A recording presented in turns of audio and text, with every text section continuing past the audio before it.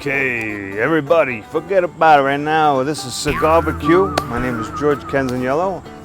This is a cooking show where I light up a cigar and I talk about nonsense while I cook on the grill. I am not a professional cook, nor is this a cigar review. We just talk about stuff.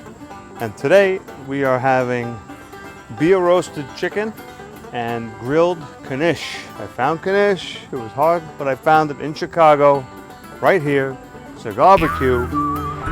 Let's get the coals started. So I have set up here the coals and an indirect heat, and in the middle, a drip pan, which I probably won't put anything in, but you can put apple juice in there, you can put more beer, you can add water, whatever you want. I just want to get these babies fired up. And then when I come back, guess what? The coals will be ready, and I'll be ready to put this bird on the grill. See you in a little bit.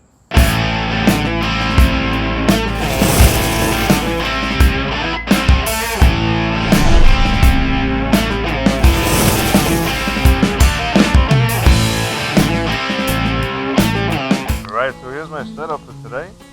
I got some apple wood, my La Gloria, my cutter, a lighter, a beer can chicken stand, knishes, the chicken, the plate that'll go on. So stick around. Alright, so what I'm going to do while the grill is getting hot is I'm going to put this chicken, and open this beer can. Oh yeah. I'll put that right here with a beer can, if I can. There we go. And we'll see what happens. So far, so good. Huh? So now the bird is set up, and the grill is at about 300. We're going to get it to around 350, 375, and then we'll take it from there. All right? Okay, so before I light my cigar, I'm going to put the chicken on the grill. But before I do that, I have some applewood chunks.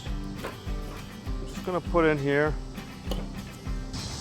And now transfer, if I can, transfer the chicken to the grill. Like so. I got the beer in here. The bird is here. Hopefully it stays up. Hopefully it fits inside the grill. I'm going to let that sit a second. I will see how this looks. I'll cover this up. I think it's going to... Wow. I think it just makes it. Alright, let's pray to God. Pray. God, please make this chicken an amazing feast. Thank you for everything. God, please don't let me screw this up, okay? God bless. I have my... It's a little windy today, so I have my La Gloria, but today I'm smoking a Series R number 7. So I think this is like a 50 something by 6.5, maybe? I don't know. We got the torch going. There's a toast to all my buddies out there in cigar land. Live life and tell stories.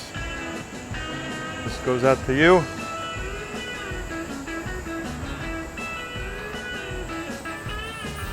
Windy, man.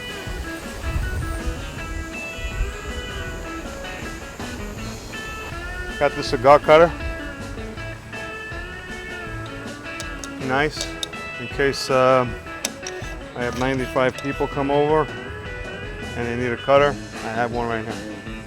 And I'm drinking what I'm using on the grill.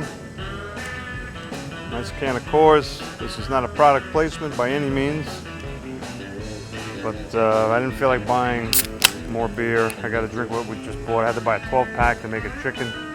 I'm not making 12 chickens, so salute, cheers, thank you for joining us. My name is George Kenzaniello. Welcome to CIGAR-B-Q, and we're gonna check back on this bird in about a half hour. All right, see you soon. Salud. So I figure while the bird is cooking, I'll I don't know, share a couple of thoughts. My daughter's, she's gonna be 13. My son Evan is 5, and they they're aware of curse words, but they know not to say it because they get a matzad, they get a spanking. So what? It's funny. They always ask me, what's, so and so said the N word, so and so said the A word and the F word. So I say, don't say those words. You're gonna get yourself in trouble. Nobody's gonna like you, and they don't need, cursing is a shortcut, right? Use your creativity. I tell them how you feel, what makes you mad and why. Don't just curse at people. It doesn't help the situation. So anyway, when they get into fights with each other, they are cursing up a storm with just the letters of the first names of the word. So, you are such an A, you effing A piece of S. Oh, it's hysterical. And I let it go for a few minutes, but obviously I tell them not to do it, but it's pretty funny. I had kids late in life. I was 40 when I had when my daughter was born. I'm 52. So it's tough to keep up with a 5-year-old, man. He has got a ton of energy. I don't know what happened to me, but not easy. So anyway, the chicken, I got a dry rub. I don't even know what brand it is. It's for any type of meat. I mixed it with Mrs. Dash, and I used Cajun seasoning. And I separated the skin. I went in between the meat and the skin of the chicken, and I made pockets with my hands. I separated the skin. I seasoned underneath the skin, and as you saw, I put seasoning on the outside. And don't rub it. It's called a dry rub. Don't rub it, because then it kind of gets uneven and lumpy. If you want to dry hump the chicken, that's on you. I don't judge. Forget about it. I don't know how long I can last with this cigar, smoking it slow. It's very good. It's medium. I don't think it's very strong. The outside wrapper is actually starting to crack. And what I do when that happens, if I can manage to loosen the label, I'll slide it over where the leaf might be beginning to flag, and that prevents the cigar from unraveling in that spot. So, could be wrong, but I'm not. I changed my shirt because I didn't know if I had that on another episode. So if you see me wearing a different shirt, that's what happened. All right, so we're up at the 30-minute mark. I'm going to remove this. The grill is at roughly 375 degrees. Look at that. It's already got a lot of color. Maybe turn this so it faces the coals this way. Put it up for 30 minutes. And I'll turn it around and do the other way for 30 minutes. And so far it looks good, and the cover did press on the top of the chicken. So this is a big chicken. It was about 7 pounds or so. I don't know what they're feeding these things nowadays. They are big. We'll make sure the vent is facing, if you're doing a split setup like this with the coals, make sure your vent is in the middle, in between the two sections of coal, so the heat is drawn to the vent. It passes over your food before it leaves, okay? And that's the story. Here at CIGAR-B-Q, we show our emotions, right? I'm not afraid to talk about things. I share what I know, share my feelings. No politics if I can't avoid it. And I don't avoid sports, no talking about sports. But, talking about other things, like midgets and nipples. Well, hey, those are my kind of things. I like to talk about that. And I have a great story for you. I used to work as a bouncer. I had 20 years of martial arts experience. I used to be a personal trainer, so I was kind of fit. So I would work the door at this club in the city, Avenue A between 1st and 2nd, which the neighborhood was dangerous. we had this little gimmick. It was on Friday nights. We had a little dwarf, or you know, whatever the politically correct term is, tiny person or midget, and he was tiny, and he would check all the ID cards, and I would stand there behind him like the muscle, and I looked like a giant next to him. It was just fun. We had so much fun together, and I would tease him. I go, "Where'd you get the nice bracelet?" He goes, "What? This is not a bracelet, it's a necklace." I said, on me, it's a bracelet. And then he would grab someone's driver's license, and it looked like he was reading a cereal box. I mean, he was tiny. His cell phone was it was like a regular flip phone, but when he opened it, it looked like he was holding a toaster oven to his ear. I mean, the guy was so small. Okay, so one night, I work the door, I go inside, I feel a tug on my leg. I look down, and it's my buddy, the midget. And the music's blasting, I can't hear a thing. He points downstairs, there's a downstairs lounge, so he goes down, he points down. I wanna go, I lean over, I wanna go downstairs. So, I never picked up a midget before. You know, I have kids, but they're babies, so you cuddle. Do I pick them up like a baby and cuddle him? You know, they walk down the stairs like, oh, look at the midget. And I didn't know how to carry him, so it was a very awkward moment. And so what I ended up doing is I picked him up by his tiny armpits, and I carried him down the stairs like this. His ass was in my face, so I had him facing away. I didn't want his junk in my chin. So I face him away from me, his little feet are dangling. And I walk him down the stairs, and I place him down gently, and I go, "Let me know when you want to come back up." And that was, my friends, that was a very awkward but memorable moment, and I love sharing that story. I hope I didn't offend anyone, but you know, we were buddies, and that was just a great time with him. Okay, we're coming up on the second 30-minute mark, which means that the chicken will have been in here for an hour. And the grill is holding steady at around 360, which is okay, because it was getting a little dark, so I'm a little concerned about the inside being raw, but we'll see. Nice. Wow.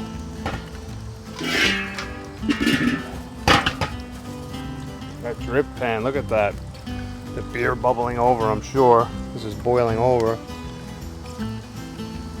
And don't forget, when you do this at home or wherever you are, remove the giblets and gizzards, whatever's in the middle there, because that can actually ruin the flavor of your bird. So I'm going to turn this around to face just to dip in a different angle. Look at that. Wow. That's coming out pretty nice. It's tipping over a little bit. It's really weird, this thing. It's kind of sturdy, but it's not. I don't know. There's better ones out there. I know Weber makes a nice one, but it's like $50. I don't know, but whatever. I'm not doing it. In about 15 minutes, I'm going to check the temperature. All right? Forget about it right now. Okay, so we are at the 1 hour and 15-minute mark. I'm going to take the temperature without touching the bone, and we are done. This bird is at almost 180. That cooked quick. Try down here. Yeah, we're done. So I had to switch the GoPro. Man, that beer is just fuzzing up, man. This looks awesome, this bird. Rest him here, let him sit. And now, with the cold hot, I'm gonna take out my Knish. They come in a little kit, apparently. Evan, I'm recording, gotta wait. My son, again. I know, you gotta wait, thank you. I'll look at it in a minute. He's trying to show me his artwork. And I'm an artist myself, I appreciate it. Don't make noise, you're making noise. So I will take the Knishes out. They were frozen, I let them sit out for a while. You're supposed to go from the grill, from the freezer to the oven, but I'm not doing that. I'm gonna firm these up on the outside, and then I'm going to cut them down the middle and then open face, potato side down on the grill. And yeah, so I let my cigar go out a couple times. If that happens, scrape off all the tobacco, the old ash I mean. So I relit a couple times, I let it go out. But if that happens to you, you scrape the ash out clean so you see some of as much tobacco as you can without ruining the cigar. Toast it again and it will relight very quickly, and you won't get that nasty ashy flavor, because some people I see, and they claim to be cigar smokers for years, and maybe that's true because they could smoke anything, but they'll smoke half a cigar and put it back in a cigar tube and save it for the next day. That's terrible. We're gonna let these knish cook for a bit. I'm gonna cover it up, let them get some grill marks, and then I'll flip them, and we'll be back. Make sure my vent is facing this way. Bada bing. I should be using tongs. They're very soft, so I think I'm gonna wait.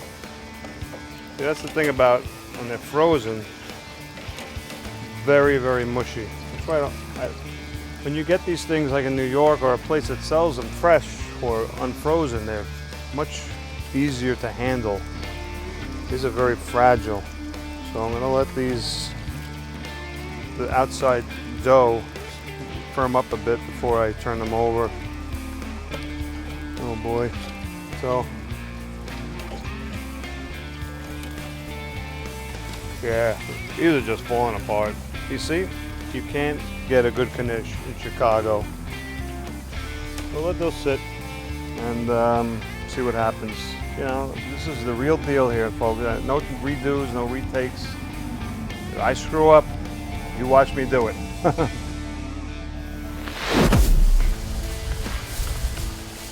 Got some foil here, and I will. Yeah, they're just too soft, you know. I mean, they got nice color. Right? Turn it over, nice. But luckily, my wife made her amazing potato salad. This is a nightmare. These are done, but I don't know. Next time maybe I'll try them, wrap them in foil first, bake them for a while, and then put them on for grill marks. Just pretend that I grilled them. Okay, so I think these knishes are butchered. I don't know what to do with them. I guess we'll just eat them like this. Usually I would split them down the middle. The nice ones, the good ones, and they're big. Stop! And they're big, right? So it's easier to handle. But seeing it here, as it happens, on CIGAR-B-Q. So anyway, my name is George Canzaniello. Guys, stop! Stop! I'm gonna count to 3 and I'm gonna dismantle that trampoline. So, thanks for joining me. My name is George Canzaniello. Thanks for hanging out with me here at CIGAR-B-Q, where I light up a cigar and I cook on the grill. I make mistakes. Whatever happens, happens, but it's a lot of fun. I'll see you next time. All right? I'm gonna say goodbye to these coals. I gotta wait for them to get off the trampoline now. Why are they so noisy with trampolines? Sounds like I'm at a motel, if you know what I mean. They're like, yeah. Cigar, there's the bird, and the beer.